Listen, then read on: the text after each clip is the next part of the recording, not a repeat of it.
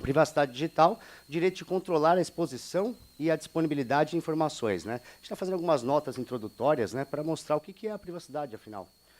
Bom, agora a gente começa a falar de Estado, tá?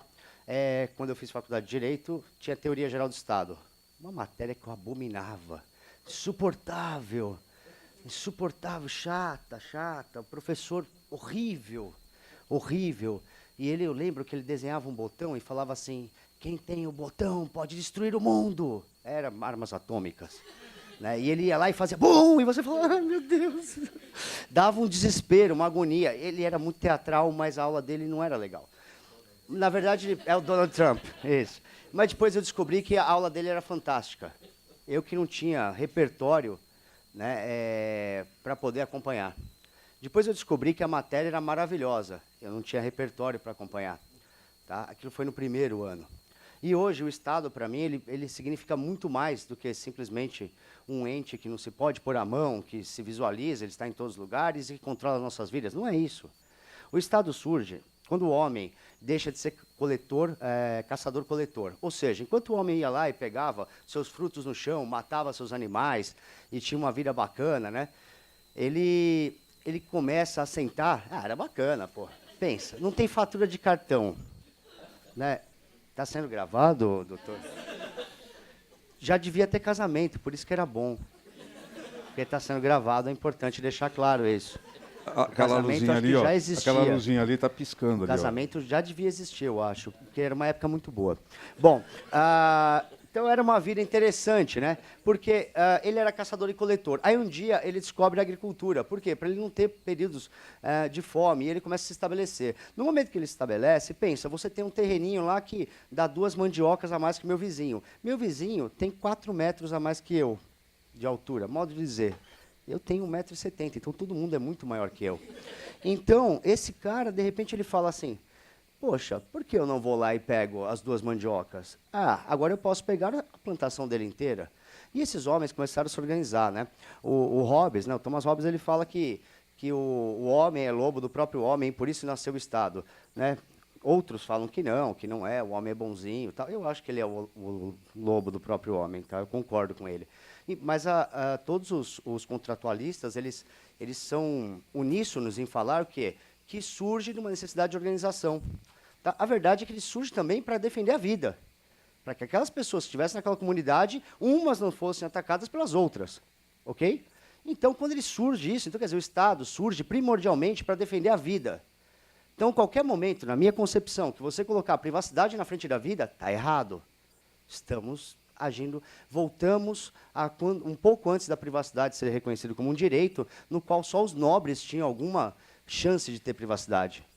Então, o Estado ele surge exatamente para regrar essas relações, para mediar essas relações e para deixar, principalmente, as pessoas viverem em segurança.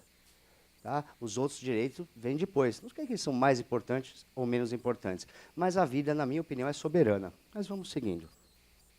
A Constituição de 88, a gente vai falar um pouco mais à frente, a gente já falou um pouquinho aqui, vocês lembram que ela fala o quê? A vida, tal, primeiro. Tá? Então, você tem uma escala de direitos. É óbvio que ninguém vai falar assim, oi, você prefere viver ou ter o seu Facebook preservado? O cara fala, não sei, depende. Bom, se for devassado pela minha esposa, talvez eu perca os dois. Né? Então, não, meu não, mas dizem, né? Na teoria é assim. A verdade é que a Constituição ela é sábia. Por incrível que pareça, apesar de ter sido feita pelo Congresso Nacional, que muito surpreende, ela é sábia, né? E ela tem uma escala de direitos que adequa a situação à vida das pessoas, para que você possa viver melhor, ok? A gente tem que separar um pouquinho, porque a nossa vida ela é regrada como se fosse um quebra-cabeça, tá? Desculpa. Ela tem os encaixes de vários segmentos sociais. E esses segmentos, cada um com o seu interesse. Então, você tem os seus interesses pessoais, tem interesse das empresas, tem interesse dos governos, tem interesse das pessoas nos governos, das pessoas nas empresas, das empresas nas pessoas. Quer dizer, é intrínseco, é encaixado, é um jogo muito complexo. E aqui a gente vai tentar também, um pouco mais para frente, demonstrar alguma dessas peças, tá? E desmistificar algumas coisas que... para a gente, a impressão, às vezes, é errada. Vocês vão entender daqui a pouco. Bom, eu pergunto assim, onde vocês estão agora? Na UAB. Legal. Sabe o endereço? Passa, se é número? Ele pensou, me permite? Ele pensou um pouquinho. Mas é Android ou iPhone? Android. Então, o Google sabe onde você está com precisão. Você pensou em que número você está? Entendeu? A minha filha hoje está na escola. Ela não tem ideia onde eu esteja. Mas a Google sabe onde eu estou. Facebook sabe onde eu estou. Tá? Ah, mas eu tenho um iPhone. A Apple sabe onde você está. Ah, mas eu uso o Chrome. O Google também sabe onde você está. Então, o que eu quero mostrar é que, assim, a questão de privacidade é muito bacana quando se fala de um Estado terrível, opressor, que quer matar as pessoas e vigiar as suas vidas e saber o que elas fazem. E as empresas? Ué, todas elas já sabem tanta coisa sobre mim. Tá? Tem uma coisa que eu acho interessantíssima, que é o seguinte. Se você pensar no trabalho, como é que ele era? Ele era um trabalho, né, se pensar em Idade Média e tal, que as pessoas viviam praticamente para pagar impostos e ter uma colheita de subsistência cercado por uma pseudo-proteção. Aí isso vai evoluindo, aí tem a escravidão, que é horrível, né? As pessoas viviam para trabalhar e comer, né? Trabalhavam, comiam, tinham um teto, né? Bom, aí de repente você tem trabalho que hoje é reconhecido, no qual você trabalha, come, tem um teto, fatura de cartão de crédito, impostos, tal, mas é bem melhor, porque bem ou mal você pode sair de casa. Bacana. E aí você tem uma nova forma de trabalho. Vocês já pensaram como que essas empresas de dados, eles vivem? Já pensaram nisso? Olha que interessante. Meu amigo aqui, Einstein. Você, Einstein. Né, porque está escrito Einstein na camisa dele. É verdade. Quanto você paga pelo Facebook? Você usa o Facebook? Quanto você paga? Você paga caríssimo. Você paga caríssimo. Aquele negócio, nossos serviços são de graça? Para. Você trabalha para o Facebook. Sabia disso? Sem carteira assinada, hein? Olha lá, nem saiu a reforma trabalhista e você já não tem carteira assinada. Por quê? Porque a verdade é que todas essas empresas, elas trabalham com os nossos dados que nós cedemos gratuitamente. Está aqui, ó, pô, usa à vontade. Porque se você pensar que não tiver ninguém que você gosta, que você conheça nessas plataformas, o que acontece? Elas morrem, né? E aí, de repente, você fala, não, ele precisa que todas as pessoas estejam interligadas. E você trabalha de graça para eles. Mas tudo bem, não é um discurso, não é disso. Mas é importante entender de onde vem a renda desse pessoal. Tá? Ela vem primariamente do trabalho de todos nós que alimentamos as redes. Ok? Bom, é seguro andar por aqui, né? Isso é uma brincadeira, lógico. Por exemplo, o Google ele fez um projeto bem legal, que eu gosto muito, que chama Street View. Tá? E aí ele passava com o carro tirando foto. No começo desse projeto, ele também capturava a rede sem fio e localizações da rede sem fio. Até aí já é ruim, mas tudo bem. Mas ele capturava pacotes. E esses pacotes, o nome disso é interceptação telemática, né? Ilegal, mas tudo bem. A Europa deu uma bela multa para eles. Esses pacotes eles continham um pouco mais do que se imaginava. Tinham senhas, tinham transmissões que não tinham criptografia e tudo mais. Anúncios de Facebook são interessantíssimos, porque cada vez que você dá um like numa página externa, ele sabe onde você está. Ah, legal. Então, se eu não der um like, ele também sabe onde você está, porque o botão de like está lá. E você tem um cookie persistente, né? Um cookie persistente é um arquivo gravado no seu navegador que ele permite dizer para o Facebook que você faz parte do Facebook e fazer essa integração rápida. Quando você dá um gostei, né, um like, um curtir, ele vai lá e comunica. Você não precisa fazer um login e senha. Por quê? Porque ele já está previamente logado, né?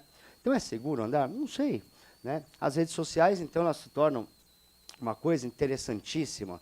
Elas têm uma amplitude muito grande. As pessoas entram nas redes sociais e acabam expondo a sua vida inteira, né? Então, há uma verdadeira culto ao ser, né? Mas não é o ser humano como se fez antigos. Os filósofos antigos tinham um culto maravilhoso ao ser humano. Hoje o culto é a mim mesmo. Tipo, eu sou fantástico, cara. Olha como eu sou. Aliás, no Facebook é altamente depressivo, porque as pessoas são muito felizes. E ninguém é tão feliz assim. Ninguém é tão... Posso pegar isso? Ninguém é tão feliz assim. A vida, em geral, ela é muito chata. No dia a dia, ela é muito chata. Não, mas no Facebook ela é muito legal. Todos os jantares são fantásticos e lindos. Todas as viagens são maravilhosas. Não tem imigração, não tem alfândega. Não pega esse, não. Tudo bem. Eu já comi em cada lugar que você nem imagina. Meu amigo, tinha uma pastelaria chinesa que eu adorava, cara. Espetáculo. Quem comeu ali, um copo usado, tranquilo. Bom, e aí o que acontece, na verdade, é assim, você pega, e a vida é linda no Facebook, mas você está lá alimentando, e é o culto do eu, né, que não tem nenhum problema. A autoestima chegou a valores elevadíssimos, a níveis inaceitáveis.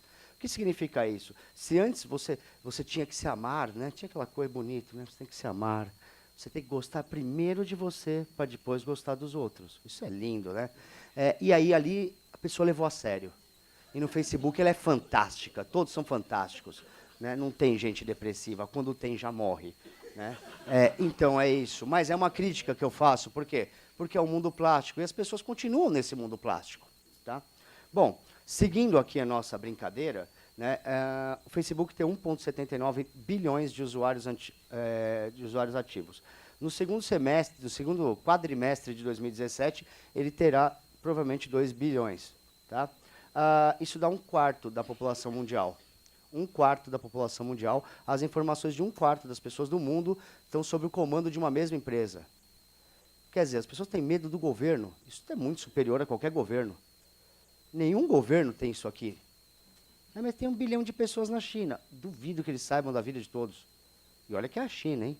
Mas assim, no Facebook a coisa é muito maior. Eu não tenho nada contra, só um detalhe. Eu gosto dos produtos. Eu uso o WhatsApp, eu uso o Facebook, eu uso todos esses produtos, eu adoro eles. A minha crítica, vocês vão perceber um pouco mais à frente, é quando as empresas acabam utilizando um papel de bonzinhos, de boazinhas, nós somos lindos, e o governo é péssimo. Essa vai ser a minha crítica, daqui a pouco ela será mostrada. Um outro risco que você tem, né, sobre privacidade é a questão do Big Data e do Data Mining. O que é isso? Você tem um volume muito grande de dados. Tá? Esses dados, através de técnicas computacionais, hoje eles podem ser tabulados de uma forma que você consiga tirar conclusões de uma forma rápida, o que não era possível antigamente. Eu acho que todos aqui com mais de 30 anos tiveram uma enciclopédia Barça ou Larousse em casa. Então você tinha um volume absurdo de dados. Mirador, Delta, né? Então vocês tinham essas enciclopédias, para quem é muito novo, era um negócio de papel, sensacional. E eram livros, e tinha um monte. E o orgulho da sua avó é que ela conseguia comprar uma dessa para você. Ela cumpriu a missão na vida. É verdade, eu comprei a enciclopédia para ele. E ali era o nosso Google, tá? A enciclopédia era o nosso Google. E você tinha aquela massa imensa de dados, aquela massa gigante de dados, mas você não tinha como tirar conclusões grandes dele.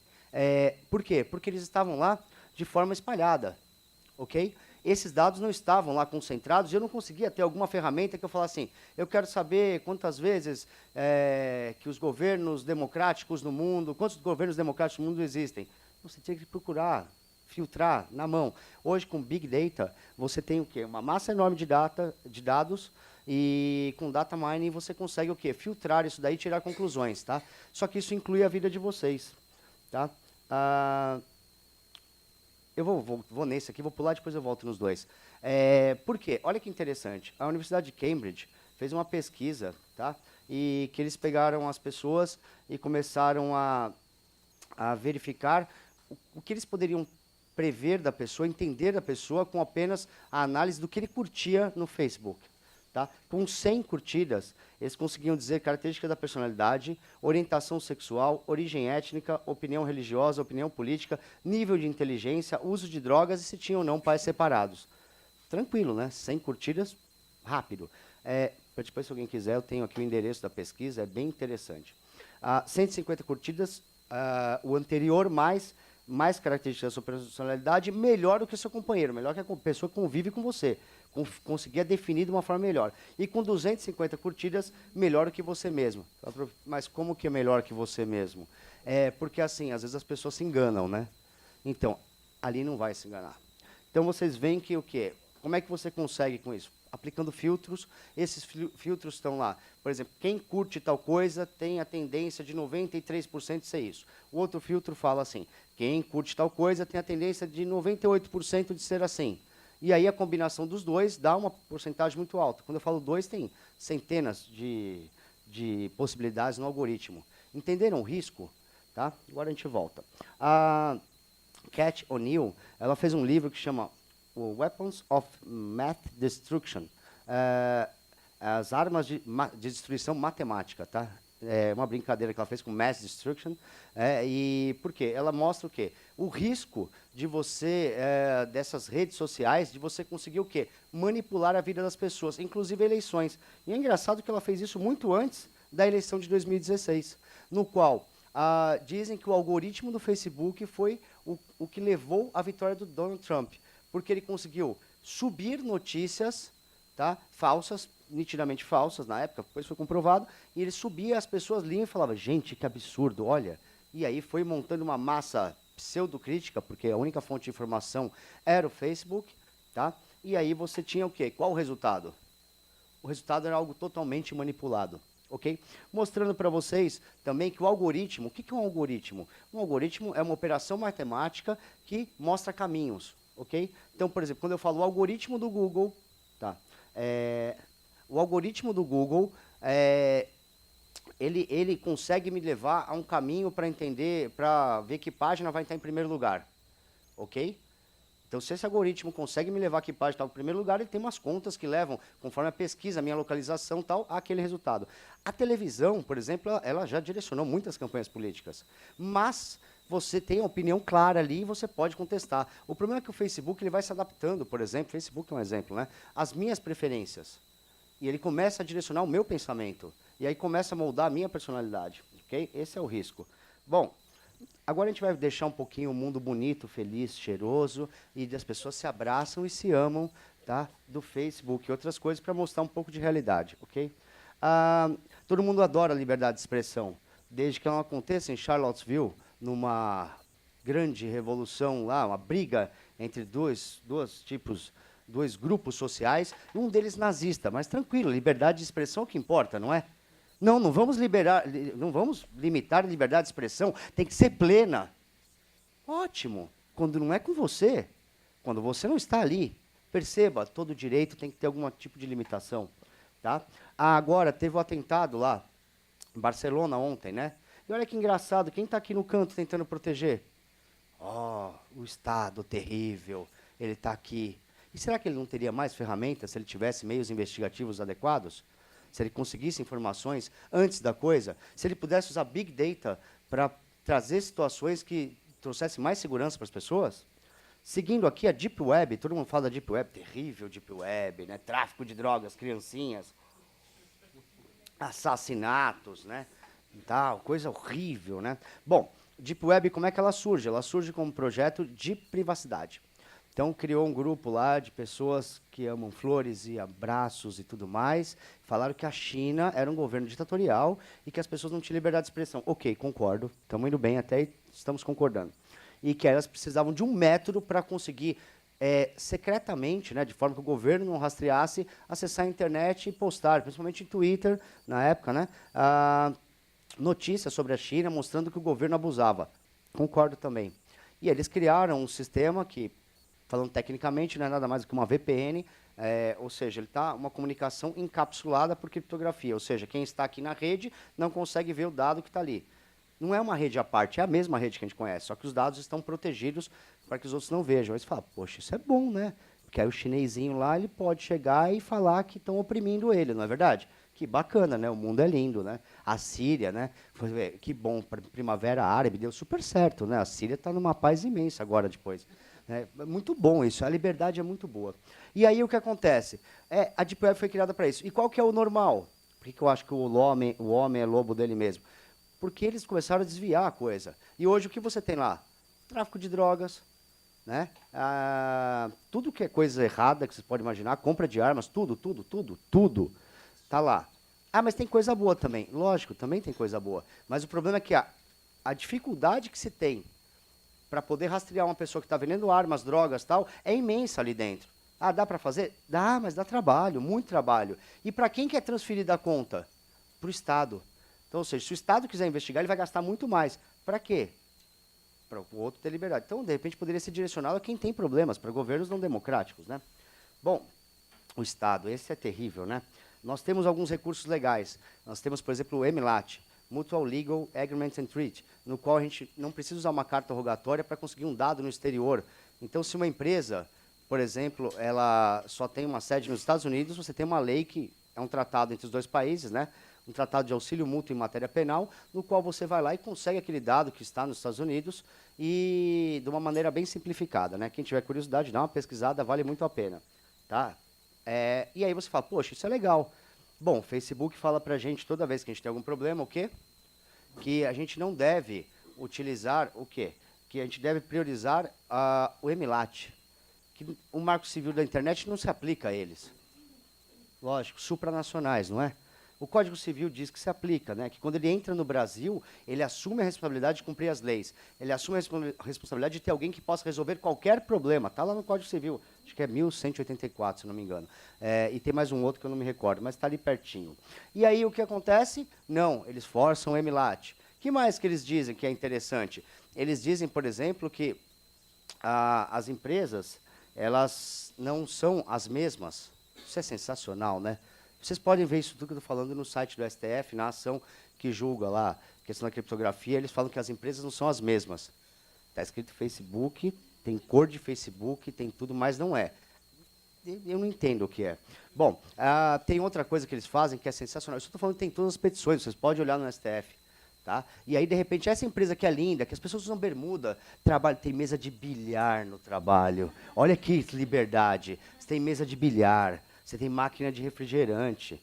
Você tem máquina de refrigerante. E aí o que acontece? Você tem tudo isso, essa empresa é muito mais legal do que o Estado. O Estado é carrancudo. O Estado é bravo. Mas essa empresa, que é muito legal, ela, na hora que tem um crime, tá? Nós estamos com quíntuplo homicídio que nós não conseguimos dados. E eles falam que não vão fornecer. Olha que lindo. Mas só que a segurança pública, conforme a Constituição, ela é um dever do Estado. Responsabilidade de todos. Tá? O FBI já falou que nós estamos indo para um estado que eles chamaram de going dark. O que é isso? É um estado no qual o Estado não... O Estado, né? Aí ficou o Estado do Estado, mas é um Estado diferente. O Estado não tem mais como vigiar as pessoas adequadamente, por causa da criptografia. E isso está levando a riscos à segurança pública e muito mais. Né? O WhatsApp, ele tem aqui os bloqueios e tudo mais, foram alguns bloqueios, e ele falou que, poxa, ele tem uma relação bacana com o país. Mas o que ele nunca falou é que, por exemplo, essa decisão de São Bernardo do Campo, ela foi 1 ano e meio antes. Nunca se pediu um dado pretérito. E ela foi 1 ano e meio antes, e aí, lógico, o Estado abusivo foi lá e cancelou depois de 1 ano e meio, tá? Aplicando multas e tudo mais por descumprimento, né? Então, é uma empresa muito legal. Ah, mas você não gosta do WhatsApp? Eu gosto. Mas você quer que ele bloqueie? Não, eu sou contra o bloqueio, tá? Eu sou contra o bloqueio.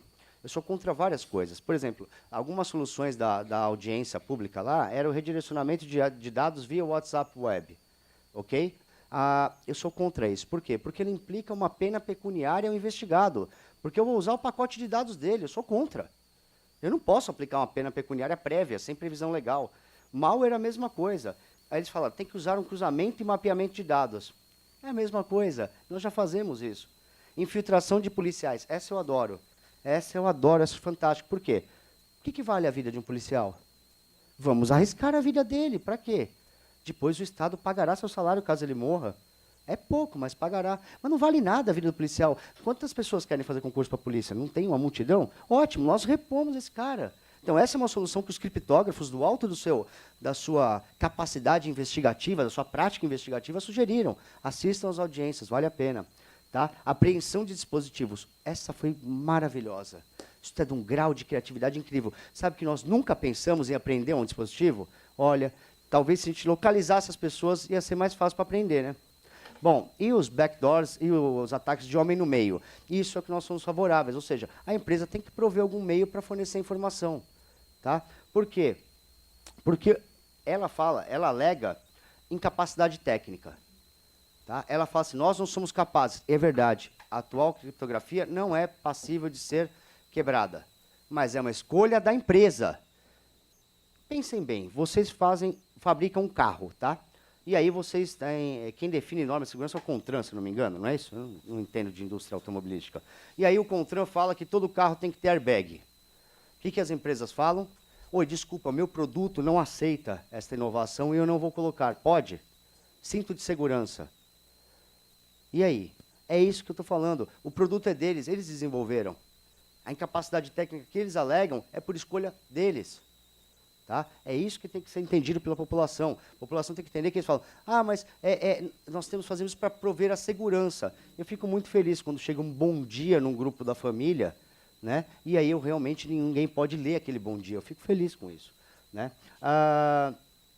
Aqui, para quase fechar, 2 minutinhos a gente termina, é porque, na verdade, o horário ele ia tal a tal e eu calculei para isso aqui. Tinha um cálculo, né?